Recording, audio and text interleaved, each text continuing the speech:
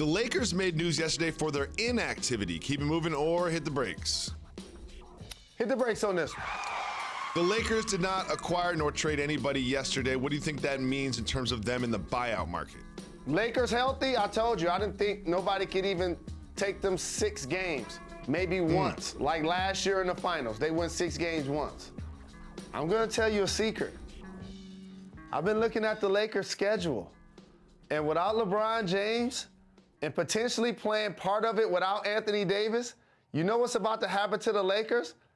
They're about to slide in the Western Conference standings. And you know the lower you get, the tougher the road uphill is.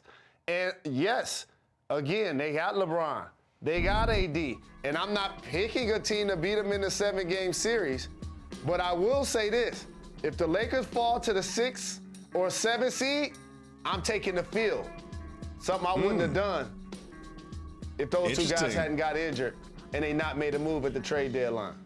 Interesting. As you saw, they have one of the most difficult remaining schedules in the NBA, which means they could, as you suggested, slide in the standings. And we could have a Clippers-Lakers first-round series if they slide the way that you think they might. Moving on. The Raptors did something interesting. They kept Kyle Lowry. Keep moving or hit the brakes. I'm not surprised that the Raptors kept Kyle Lowry. And a lot of people are going to blame Toronto, but it's up to the Sixers to get it done. It's up to somebody else to come grab Andre Drummond from the Cavs. Keep it moving for now. We keep it moving. We keep it moving. You mentioned the Sixers. They did not get Kyle Lowry. Keep moving or hit the brakes. Hit the brakes. Did the Sixers, by not getting Kyle Lowry, just cost themselves a chance to win the Eastern Conference? It was great to see Danny Green the way he was shooting the basketball last night. That was a revelation. You add George Hill. Now, both of those guys are career guys, especially the last few seasons, of 40% three-point shooting, and they both play D.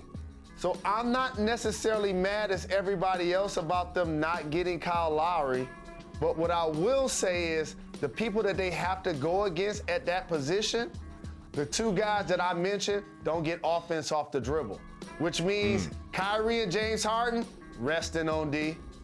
Means Drew Holiday and Middleton resting on D. It means Jalen Brown and Tatum resting on D.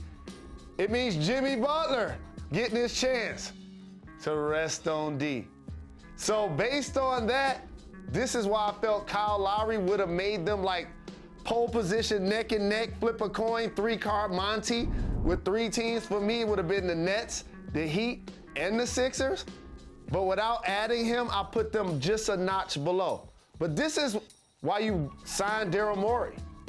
This is why you bring in Doc Rivers, to try to make the over-the-top move. Let's see if the former Spurs, Green and Hill, can help the former Spur, Doc Rivers, get it done. I was shocked that they did not acquire Kyle Lowry. I thought that he was a perfect fit for them, and I feel like this is a failure that did cost them a chance to win the Eastern Conference because they did not add Kyle Lowry that they needed. LaMarcus Aldridge has been bought out. Keep it moving or hit the brakes. You mentioned it earlier. He's likely to end up with the Miami Heat. They continue to be my favorite. Eric Spoelstra is my fantasy coach. Keep it moving for now. We keep it moving. We keep it moving. The Chicago Bulls have upgraded. brakes. They want Hit to the make the brakes. playoffs. Hit the brakes. They added Vucevic and Daniel Tice. What do you think about this Chicago team? This is a breakthrough for one of my guys, Zach LaVine. I've been telling you this since he was out of college, Jacoby, is that the man is so extremely talented that if he's in the right situation at the right time, he could be an all-star. And oh wait, that happened this year. He was an all-star. And you know what the talk had been the last couple of years? Why the Bulls are gonna move him for X player. And then all of a sudden, for the media and for fans, you guys only think that there are like 5 or 6 good basketball players or 5 or 6 successful people of all time that have like so many championship rings. Zach LaVine is an anchor player, and I'm happy that the Chicago Bulls have now invested in him, invested in Big Vucevic, and now you can bring the big fella on and talk about more Star Wars, right? Yes, Vucevic is a noted Star Wars fanatic, and Jalen Rose has never seen Star Wars. Thanks for watching ESPN on YouTube. For live streaming sports and premium content, subscribe to ESPN+.